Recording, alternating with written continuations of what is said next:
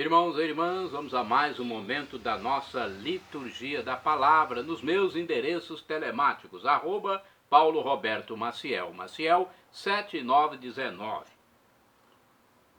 E você consegue acessar meu YouTube, que tem mais de 9.600 vídeos à sua disposição. Consegue ir ao blog, Instagram e também temos o Facebook, ok? Eu sempre transmito a liturgia aqui e pesquiso em fontes fidedignas. Vamos lá então, liturgia referente ao dia 21 de fevereiro de 2024, quarta-feira da primeira semana da quaresma. Estamos no ano B, onde a ênfase é no Evangelho de São Marcos. A cor é roxa, estou aqui simbolizando a cor roxa, né? Para mostrar aos fiéis a razão, é porque é a semana da quaresma, período da quaresma. Então, se for a missa comum, missa própria, prefácio da quaresma, pode ser também a missa em homenagem a São Pedro Damião, bispo e doutor da igreja, ok? Então, pode ser a missa simples, comum, ou em homenagem a São Pedro Damião. Tá bom? 21 de fevereiro de 2024, quarta-feira da primeira semana da quaresma. Antífona da entrada. Lembrai-vos, Senhor, de vossas misericórdias e de vosso amor, pois são eternos. Nunca dominem sobre nós os inimigos. Libertai-nos, Deus de Israel, de todas as nossas angústias. É o Salmo 24, versículos 6, 2 e 22. Coleta. Rezemos. Coloque suas intenções. Reze por todos que morreram, porque você não sabe se eles estão no céu, no purgatório ou no inferno. Então reze pelas almas. Considerai, Senhor, com bondade o fervor do vosso povo, para que os que mortificam o corpo pela abstinência, pelo fruto de suas boas ações, sejam fortalecidos no Espírito, por nosso Senhor Jesus Cristo, vosso Filho, que é Deus e convosco vive e reina na unidade do Espírito Santo, por todos os séculos dos séculos. Amém. Primeira leitura, leitura do livro de Jonas, da profecia de Jonas, capítulo 3, versículos do 1º ao 10º. A palavra do Senhor foi dirigida a Jonas pela segunda vez. Levanta-te e põe-te a caminho da grande cidade de Nínive, e anuncia-lhe a mensagem que eu te vou confiar. Jonas pôs-se a caminho da grande cidade de Nínive, conforme a ordem do Senhor. Ora, Nínive era uma cidade muito grande, eram necessários 3 dias para ser atravessada. Jonas entrou na cidade percorrendo o caminho de um dia, pregava ao povo, dizendo: ainda 40 dias e Nínive será destruída. Os ninivitas acreditam em Deus, aceitam fazer jejum e vestem sacos desde o superior ao inferior. A pregação chegara aos ouvidos do rei de Nínive. Ele levantou-se do trono e pôs de lado o manto real, vestiu-se de saco e sentou-se em cima de cinza. Em seguida fez proclamar em Nínive, como decreto do rei dos príncipes: homens e animais, bovinos e ovinos, não provarão nada, não comerão e não beberão água. Homens e animais se cobrirão de sacos, e os homens rezaram a Deus com força. Cada um deve afastar-se do seu mau caminho e de práticas perversas. Deus talvez volte atrás para perdoar-nos e aplacar sua ira, e assim não venhamos a perecer. Vendo Deus as suas obras de conversão e que os ninivitas se afastaram do mau caminho, compadeceu-se e suspendeu o mal que tinha ameaçado fazer-lhes, e não o fez.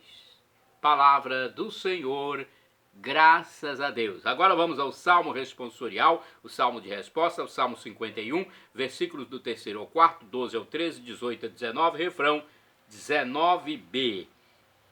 Ó Senhor, não desprezeis um coração arrependido. Repitamos: ó Senhor, não desprezeis um coração arrependido. Tende piedade, ó meu Deus, misericórdia, na imensidão de vosso amor, purificai-me, lavai-me todo inteiro do pecado e apagai completamente a minha culpa. Ó Senhor, não desprezeis um coração arrependido.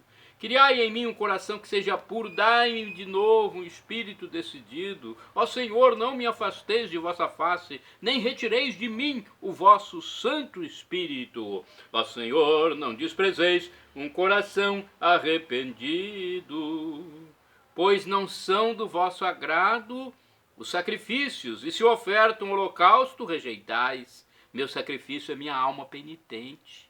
Não desprezeis um coração arrependido. Ó Senhor, não desprezeis um coração arrependido. Repitamos: ó Senhor, não desprezeis um coração arrependido.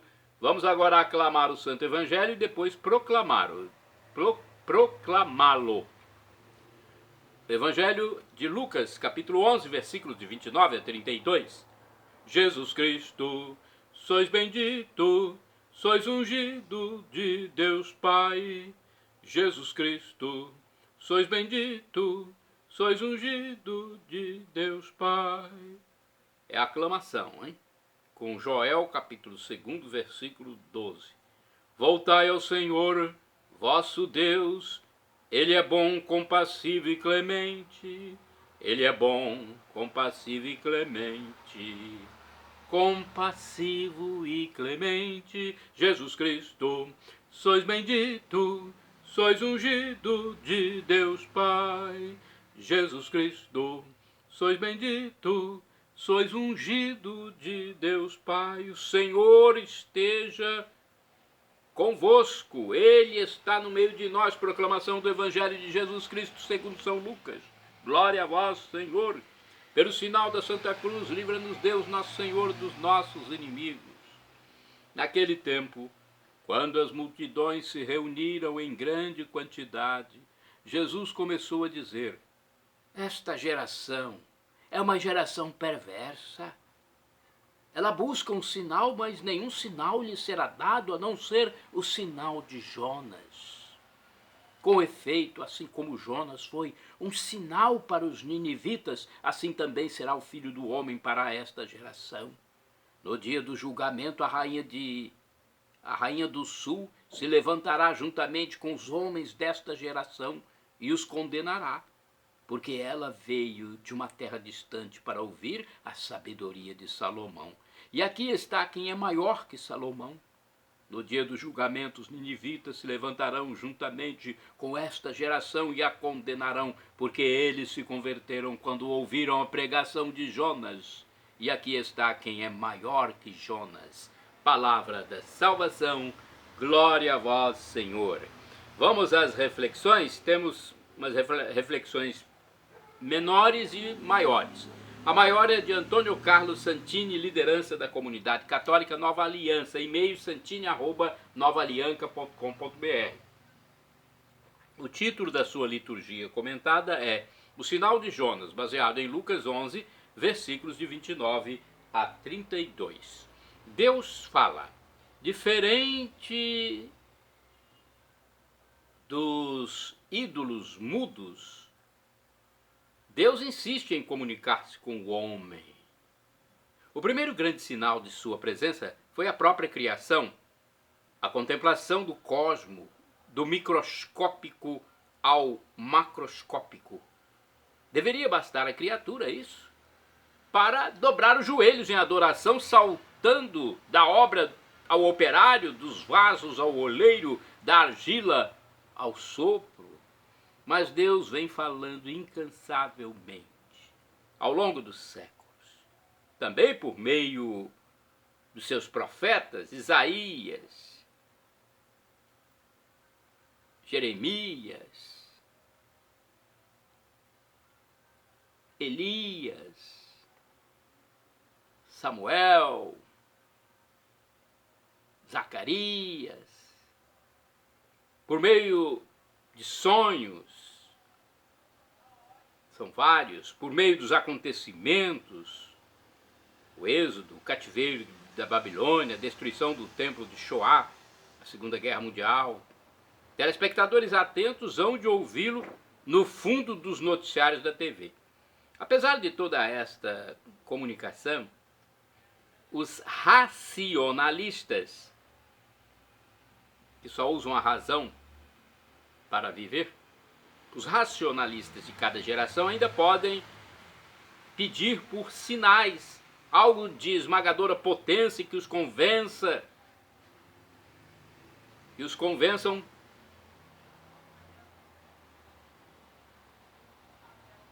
sem a necessidade do humilde ato de fé. Foi assim também no tempo de Jesus. Como se não bastassem os cegos que viam, surdos que ouviam, leprosos purificados, paralíticos mobilizados, escribas e fariseus exigem de Jesus um sinal definitivo. Ora, doutores da lei, que eram eles que deveriam ler com olhos de fé a Escritura, que ciosamente conservavam, pediam sinal. Nela, na Escritura, entre outros sinais, saltava aos olhos a narrativa de um tal Jonas, convocado por Deus a despertar os ninivitas para uma oportunidade de salvação. Em lugar de Nínive, 1.200 quilômetros a nordeste, Jonas foge para Tarsis, a Espanha, 5.500 quilômetros a oeste. Na rota de fuga, acaba lançado ao mar e deglutido por um grande peixe. No coração cardia do mar, da barriga coilia do peixe, duplamente sepultado, Jonas reza belíssimo salmo: o abismo me circunda, algas se agarram à minha cabeça, mas tiraste da fossa a minha vida. Jonas capítulo 2, versículos do 6 ao 7. Deus ouve e responde, devolvendo à superfície o profeta fujão vomitado pelo peixe. Eis o sinal: após 3 dias no ventre da morte, Jonas capítulo 2, versículo 3, voltar ao mundo dos vivos e anunciar a salvação. A figura de Jonas era o tipo do Messias, também ele mergulhado nas trevas do nosso pecado, que após ser envolvido pelos vagalhões da morte, ressurge à luz de nossa história para anunciar a notícia salvadora. Hoje, como naquele tempo, não nos será dado outro sinal. No comentário de Santo Efrem de Nisíbia, se os ninivitas tivessem desprezado Jonas, teriam descido em vida à mansão dos mortos, como Jonas no ventre do peixe. Como, porém, fizeram penitência, foram resgatados da morte como Jonas. Assim é a relação a nosso Senhor. Ou bem os homens vivem por sua morte, ou bem morrem por ela. Ainda querem um sinal?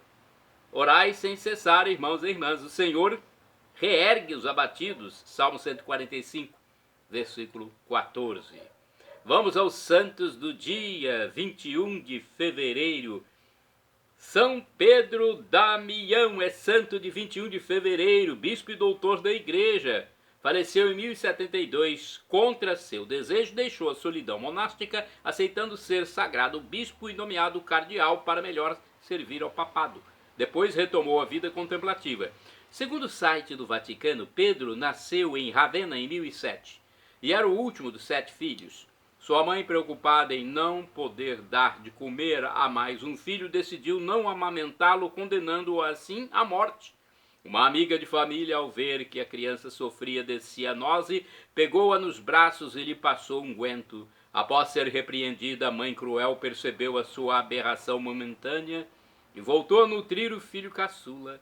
Ao ficar órfão, Pedro foi criado antes pela irmã Rodelinda e depois por um irmão que o maltratou e o obrigou a fazer os serviços mais humildes. Por fim, o rapaz foi confiado ao irmão primogênito, Damião, que era arcipreste em uma freguesia de Ravenna. O irmão preocupou-se não só da nutrição, mas também da educação do jovem Pedro, que por reconhecimento acrescentou o nome de Damião ao seu. Olha, por isso Pedro Damião. Homenagem ao bom irmão. Seu primeiro biógrafo, São João de Lodz, narrou 2 episódios significativos da juventude de Pedro Damião. Certo dia o rapaz ficou feliz por ter encontrado uma moeda com a qual podia comprar doces ou brinquedos. Porém, de repente, deu-se conta de que qualquer coisa que comprasse podia causar-lhe uma alegria passageira e momentânea. Por isso decidiu levar a moeda ao sacerdote para que rezasse uma missa pelos seus pais falecidos. Outra vez, ao almoçar com um pobre cego, pegou para si um pedaço de pão branco, de qualidade melhor, e ofereceu ao hóspede um pedaço de pão escuro. Ao improviso, uma casquinha se encravou na garganta. Arrependido pelo seu egoísmo, ele trocou seu pedaço de pão com o do cego e a casquinha se desencravou. Este episódio levou-o a convencê-lo definitivamente a consagrar-se a Deus e abraçar a vida monacal. Atraído pela necessidade de solidão, meditação e oração, em 1035 Pedro Damião retirou-se para o convento Camaldolo de Fonte Avellana, nos confins das Marcas e da Úmbria, na Itália. Em breve tornou-se um diretor espiritual daquele grupo de eremitas. Sua fama difundiu-se tão rapidamente a ponto de ser convidado como docente em outros mosteiros, como o de Santa Maria de Pomposa e São Vicente de Petra Pertusa. Ao voltar para a Fonte Avellana, Pedro Damião foi eleito prior do convento, que reorganizou e inspirou o surgimento de novas casas nas regiões confinantes. Suas fervorosas atividades chamaram a atenção do bispo de Ravenna, que o convocou e o tirou do silêncio e do recolhimento do mosteiro. Naquele tempo, a igreja era atormentada por 2 males, a simonia, ou seja, a compra de cargos eclesiásticos, e o nicolismo, ou seja, a inobservância do celibato. Em 1057, o Papa Estevão IX convocou Pedro Damião em Roma para empreender com ele uma obra reformadora do clero, nomeando-o bispo e cardeal de Ostia. Nos 6 anos sucessivos, ele foi enviado em missão a Milão para aplacar o movimento rebelde da Pataria. A seguir foi a Cluny para defender os direitos dos monges da abadia beneditina contra a prepotência do arcebispo de Mâcon. Pedro Damião esteve ao lado do Papa Gregório VII na luta contra as investiduras.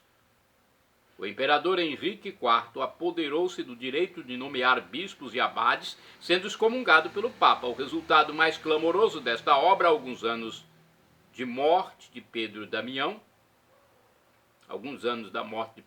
foi o pedido de perdão por parte do imperador que, vestido como penitente, ajoelhou-se aos pés do Papa no castelo de Canossa, em 28 de janeiro de 1077. Após uma missão de paz em Ravenna, sua cidade natal, ao regressar para o mosteiro de Fonte Avellana, ou mais provavelmente ao convento de Gamonha, fundado por ele, Pedro Damião faleceu durante uma etapa em Faenza, no mosteiro beneditino de Santa Maria fora da Porta. Desde o seu funeral, a aclamação popular quis sua santificação imediata. Em 1828, o Papa Leão XII proclamou-o doutor da Igreja. Santo do dia 21 de fevereiro, Santo Eustácio, bispo, do ano 338, foi bispo de Antioquia, exilado para Trajanópolis, atual Bósnia, pelo imperador Constâncio. Isso aconteceu porque ele defendia a fé católica. Santo do dia 21 de fevereiro, São Germano, abade, faleceu em 667, mais ou menos. Morreu assassinado por um grupo de bandidos no mosteiro de Grandval, Suíça. Santo do dia 21 de fevereiro, São Roberto Southwell, presbítero e mártir, faleceu em 1595. Foi sacerdote, padre da Companhia de Jesus, que por muitos anos exerceu seu ministério em Londres e regiões limítrofes. Foi cruelmente torturado, encarcerado e finalmente executado em Tyburn, Londres, por ordem da Rainha Isabel I. Santo do dia 21 de fevereiro, Beato Natal Pinot, presbítero e mártir, faleceu em 1794. Esse padre foi pároco de Le Loraux, Bécona, perto de Angers, guilhotinado durante a Revolução Francesa. Quantas vítimas da Revolução Francesa que ainda tem seguidores até hoje, pelo amor de Deus. Santa do dia 21 de fevereiro, Beata Maria Henriqueta Dominici, virgem, faleceu em 1894, foi religiosa da Congregação das Irmãs de Santa Ana e da Providência. Ocupou durante 30 anos cargos de mestra, de noviças e priora em Turim. Shalom Adonai é uma expressão hebraica que significa a paz de Deus. El Shaddai significa Deus onipotente. Ele proverá aquilo que você deseja se for para o seu bem. O professor e escritor de mais de 100 livros da Igreja Católica, Felipe Rinaldo Queiroz de Aquino, no seu canal no YouTube, onde responde as nossas dúvidas, diz que Deus pode nos dar uma dessas 3 respostas quando suplicamos algo: sim, não ou espere. A melhor resposta ele nos dará, pois afinal de contas Deus é o nosso Pai e é o nosso papaizinho celestial, Abba. Só quer o nosso bem. Até o não do Pai é para o nosso bem. E agora do aramaico, dialeto de Jesus, eu clamo: Maranatá, como dizemos nós católicos, ou Maranata, como dizem nossos irmãos separados, os evangélicos ou protestantes. Não importa a pronúncia, o significado é o mesmo. Vinde, Senhor Jesus. Um dia ele voltará e será o juízo final. Quem crer e for batizado e acreditar que Jesus é o Deus que morreu por nós na cruz será salvo e viverá em comunhão com Ele, com o Divino Pai Eterno, com o Espírito Santo, com Maria Santíssima, com São Paulo Apóstolo, São Pedro, Maria, a Virgem Santíssima, Santa Teresa de Calcutá, Santa Irmã Dulce, São João Paulo II, por todos os séculos dos séculos. Eu quero perdão, Senhor, pelos meus pecados, passados, presentes, futuros, físicos e espirituais, pecados do pensamento, palavras, atos, omissões, e me dê a vida eterna. Meu Jesus!